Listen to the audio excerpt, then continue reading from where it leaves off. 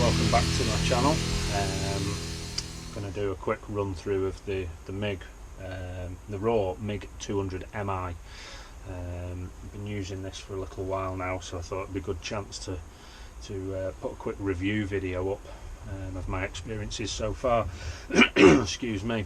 Before I get into it, if you could just take a minute to just press the like, subscribe, leave any comments. It's some of these videos are doing quite well for me, so I'm quite interested to see any other suggestions, any questions, anything like that.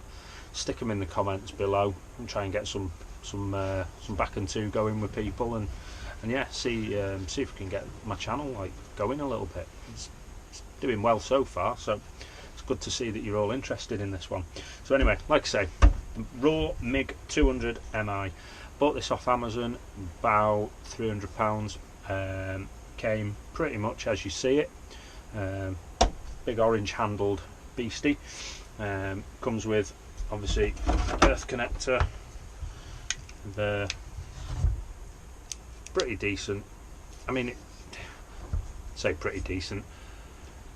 When you get these things, they feel dead flimsy. They look pretty cheap, but to be fair, it's been pretty good. I've clamped it onto all sorts of places on the car whilst I've been welding on it, and not had any issues with it, you know, not striking an arc or anything like that. So yeah, could probably do with upgrading to something a bit better if you're so inclined, but good enough for getting started and getting your first couple of welds down, and getting even for a little while if you're not massively fussed. It's money you don't need to spend. Torch it comes on it as well.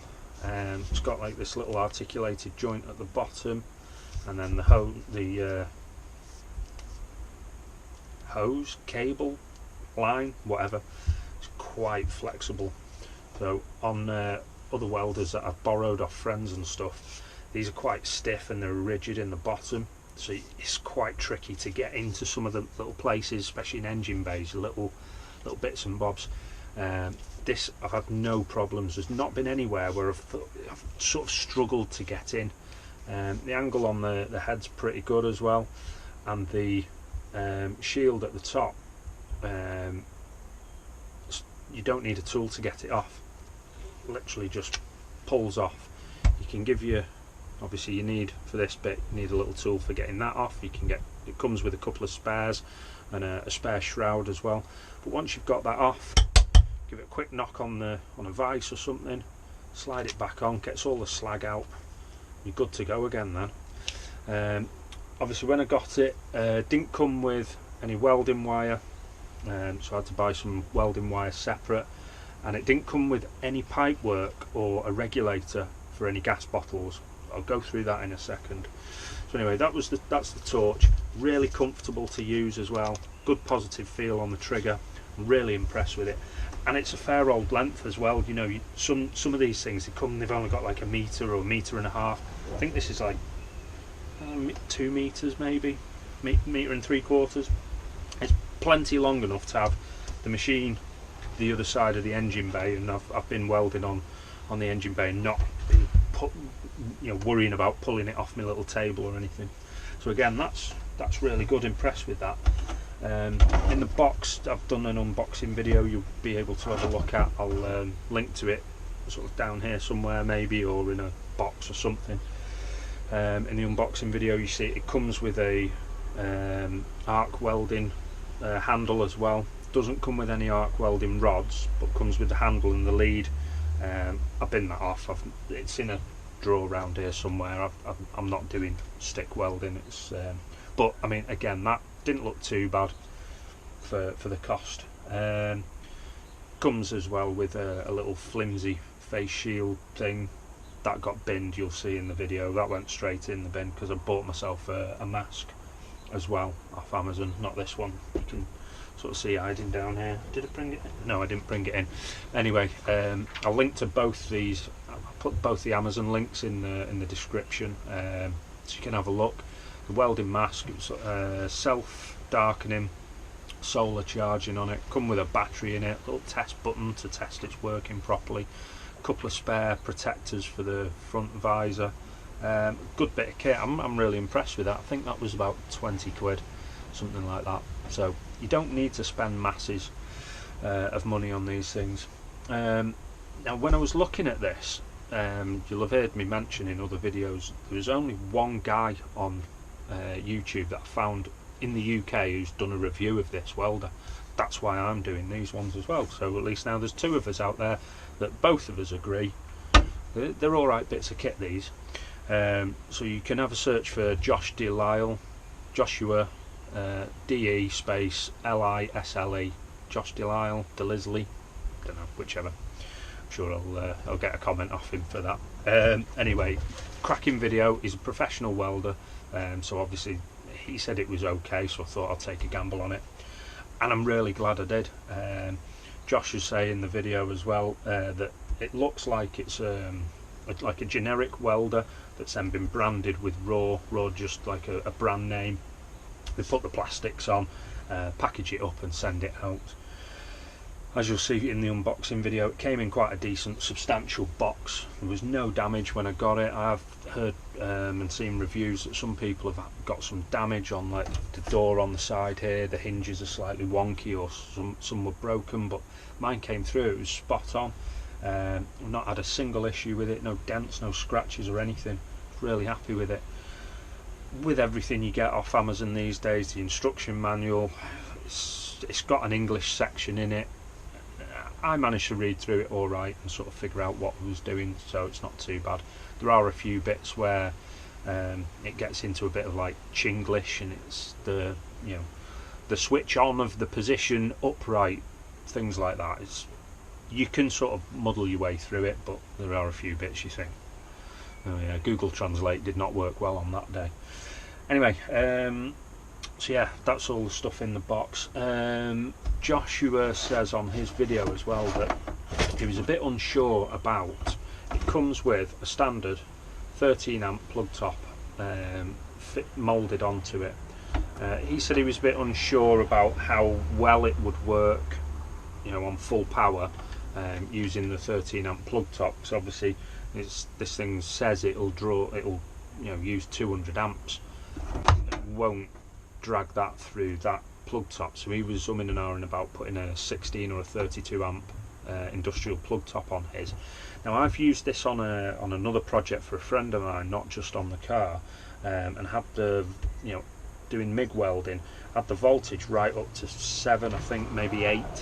Didn't have a problem. Didn't trip out his breakers. I've not melted the fuse in this. I mean, even the lead wasn't getting too hot. So I mean, I'm pretty confident that it's quite an efficient machine, and I think I'll go out on a limb and say I think you could probably use it for a short period of time, maybe just on the 13 amp plug top, right on full whack. I'm interested to see if I can get another project on the go with some thicker stuff and see if it'll work. The project I did was it was using box section. I think it was 1.5 mm wall box section. Like I say, up to 7, and it was fine for me. So that'd be something I'm interested in working on in the future. So again, any ideas of a little project or something I could just nip to the local metal merchants, get some scrap, like 2mm, 3mm, 4mm steel, and have a little go. Leave us some comments down below. I'm sort of not very good at coming up with ideas for myself, but if somebody suggests something, I go, oh yeah, that sounds good. I'll give it a bash and I'll do a video about it that won't be as long-winded as this one. Anyway, so on to the things that didn't come with the welder. So it didn't come with any welding wire. Obviously, dependent on what you're doing with it, it's going to depend on what wire you get. So I got a 10 kilo drum in this at the minute, I think it was, and it fits in fine. Is it 10 kilo? No, tell a lie, 5 kilo. You can just about see in there. 5 kilo drum will just about fit. I think a 10 wouldn't fit in there. That's the only downside to it. Joshua says in his video as well that the spindle does look a bit flimsy. Yeah, it does. So far so good on mine. I've not had any issues with it, so I'm quite happy. Oh, that's the bag of spares that comes with it. So you get a spare shroud. There's 2 spare nipples in there and a little tool, like multi-spanner. I've left that in there out of the way. So internally, no issues. Again, had a quick nosy like in Joshua's video. Took it apart, had a quick nosy at the PCB, made sure nothing was touching in the back there. Everything looks fine. So I put it all back together. It's not a problem.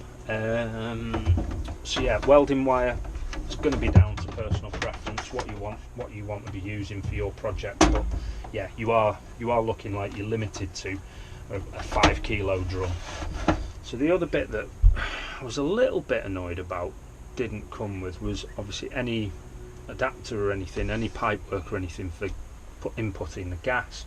Now this will do gasless, but let's face it, if you're going to be doing MIG welding, you want it to look as neat as you can. You're probably not going to be wanting to do gasless. I went on Amazon, found a little disposable bottle regulator. God, I forgot the word then. A little regulator with some pipe work. Came through, and the pipe work, I think the inner diameter is like 1 mil, 1.5 mil. It's absolutely tiny. So then I had to sort of cobble together some like hose and an adapter and everything to get it to fit, because this comes with a 6 mil external diameter barb on the back of it. So the 1 mil, it was going nowhere near, so I had to make it. Anyway, cobbled it together, got it sort of running, a few leaks, managed to sort those. But the disposable bottles, I mean, actual weld time, actual pulling the trigger time, you're probably only going to get 10 minutes out of them. So if you're doing like a small project, it's probably not so bad. You know, if you've just got a little bit of you know, a patch repair to do in an engine bay, or you know, you've got a front gate just needs sort of a bit welding back on, or a bolt needs welding back on, probably not so bad if you can cobble a disposable system up. I gave up in the end. It was causing me more trouble than it was worth. I was having sleepless nights over it, so I managed to I got a 10 litre bottle of tri-blend gas, got myself a regulator, as you can see here, regulator, and a flow rate meter. You adjust this to get your right flow rate. I've been using this on about 10 litres a minute. Setting the pressure, obviously that one's your bottle pressure, that's your flow out. Setting that around 20 to 30 psi using the regulator on here. So 20 to 30 on there, 10 litres a minute on there. Some decent size hose that then just goes straight onto the barb at the back. Jubilee clip to hold it on. Bosh, job done. As near as perfect welds as I can get. Absolutely made up. Once I got that set up, figured out, I was flying then. Once I did get it set up, obviously opened up the bottle, got some gas into the system. I just left it to settle for a minute, and I could hear a bit of a leak. So when I opened this up, I did notice there was a bit of a leak there's 2 push fit connectors inside on the solenoid, one on the input and then one on the back of the barb. The one on the back of the barb was fine, but the one on the input to the solenoid was leaking a little bit. So all I did was I just took that off, obviously let the pressure out, took that apart, trimmed the end of the pipe again, put it back together, powered it back up. It was still leaking. I thought, oh god, what's going on here? Anyway, I noticed just from sort of feeling around, noticed that it was actually leaking from the fitting where it screwed into the solenoid. So again, let the pressure out, took the hose out, got me a little, I think it was a 10 mil spanner on it, undid the push fit fitting. I noticed there was only a tiny bit of the little white wrap, Teflon, around the threads. So luckily I had some in the shed here somewhere, put a good wrap around, screwed it back in, put the hose back in, turned the gas on. Perfect, not a single leak. Left it for a few hours, turned the bottle off, left it with 30 psi through it for a few hours, and it didn't even drop a single psi, so I was happy with that then. So they were the only two real niggles that I had with it. Were basically, if you're going to be doing a reasonable sized project, don't even bother with disposables. Factor in that you're going to need to spend another £100 or so for getting yourself a decent sized bottle set up. It's going to be a deposit plus your rental on the bottle. So see if you can find somewhere local that will do it cheap for you. Once you've got that sorted, get it powered up, get it pressured up, check for any leaks, you should be good to go. Other than that, I'm absolutely made up with this little machine. Again, I'm not a welder, I'm not a professional welder. I'm just sort of learning, and I like to turn my hand to new skills. Whilst we're all going through lockdown, I thought it's something I've been toying with the idea of for a while, so let's take the plunge, pick this thing up. Thanks again to Joshua Delisle for his review video that basically gave me the confidence that this isn't going to be an absolute bag of spanners. So hence me picking it up, and I'm really made up with it. I'll post, I think might do, as I've been talking through about the other projects, I might go back and put in some pictures up here of the projects I've done. So I've got my phone down here, so I'm looking at where I'm pointing to. Anyway, yeah, I'll put some pictures of the stuff that I've done in, so you can see what I've done.